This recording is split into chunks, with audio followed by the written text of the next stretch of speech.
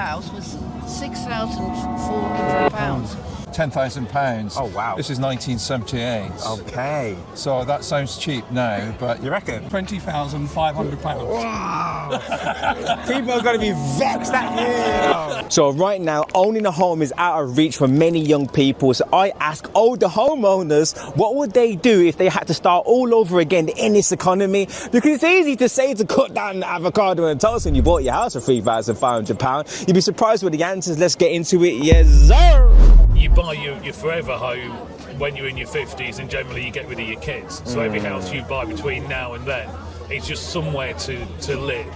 So don't buy emotionally. I think it's wrong to rely on the bank and mum and dad all the time. I just think as a young person, you're kind of buckling yourself down and you're just becoming a slave to the interest rates. Don't do it.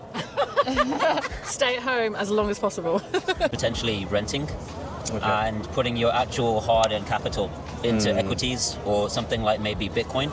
If you put your money into a good Vanguard, if you put your money into a good fund, if you put your money into a good equity, then that equity could actually rise in value more than your house actually does. So then that could also sort of pay for your actual investment, capital investment. Smart. And then you could pay your rent off month by month, but then your actual capital appreciation is going to be much higher with the equity versus property these days. They could afford to rent something Yeah. and get on some scheme where it's half rent, half mortgage, and get a house, and maybe then they could move on and carry on renting it and making some money out of it.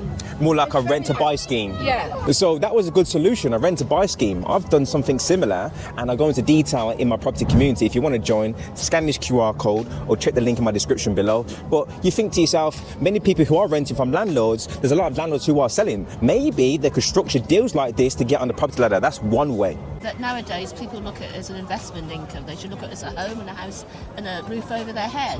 That's what we've always done. When we bought, we didn't think of we're buying it because we want to sell it for a lot more in X number of years down the line. We bought it because we wanted a property owned rather than renting. It's a good point. So are you saying that people should look at the property as a home rather than investment? Yes, I think so. But could you argue if many people do that, especially the fact that our educational system isn't teaching a lot of people about financial literacy, it's quite quick for younger people to get emotionally attached to the property and pay over the odds, and they'd be further in debt. So maybe look at it as an investment point of view at the same time? Well, people do look at their homes because when people move in, they want to make it their own. That's why all the magazines say make it a blank canvas when you're selling it, because you don't want to have your red ceilings or your purple walls or whatever you got, because people are going to look for something they want to make their own. So people are invested in the property. Make it a personal space. I think you have They're to not think. looking totally through this. I think you have to think about, you're going to be moving on, so it's how long you plan that. I think the financial literacy thing is quite important, and we need to do more in schools and colleges. But there's a lot online about that. You can get very good advice from Citizens Advice and other areas. The Martin Lewis. But there is some really good advice out there, and it's really complicated. But if you dig into it, you can understand it. Start saving as soon as you possibly can, even if it's just a few £100s a month. Put money away, start saving for a deposit, search for the best mortgage, search for the best people that are going to give you cash back if you need it to do it up. When I was doing property, you could get away with a 5 or 10% deposit no matter what your age group, no matter what your financial background. It was your responsibility to keep the mortgage payments going, or you were homeless. Now there are so many restrictions, and yes, it's good that they're looking into affordability and can you actually afford it, etc. But you're grown adults. If you take a mortgage out, it's your responsibility to pay it. But nowadays it's just so much harder, and the deposits are a lot higher. Don't go to the pub for a start, or nightclubs. That costs too much. Now, given we have property prices at this point, and incomes are very different, and they may very different in the next 6 to 12 months when AI really takes hold of the economy.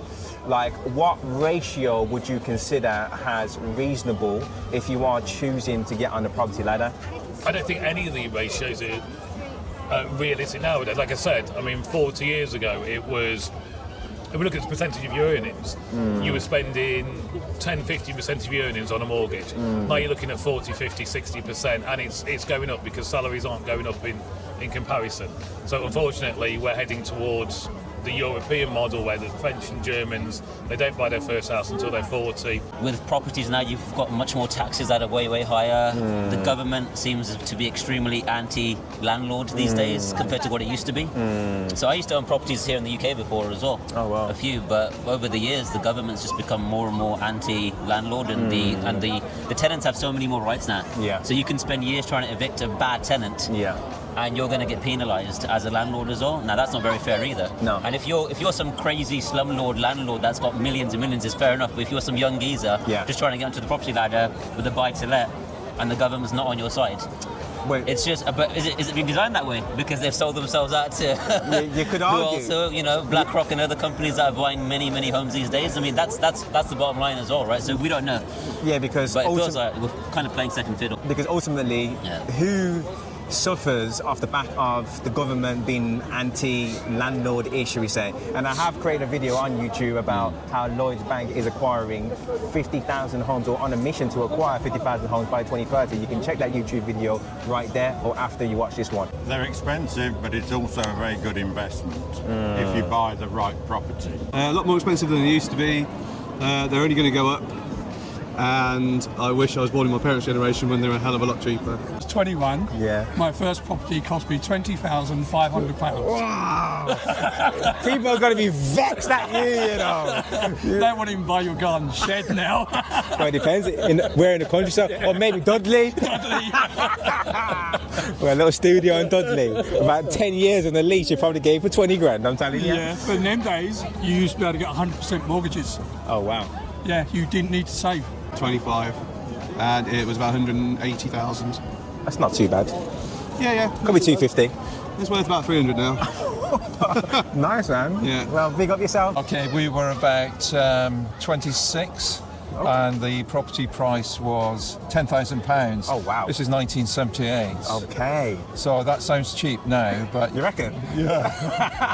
I was 22 and it was £16,000. Oh, wow.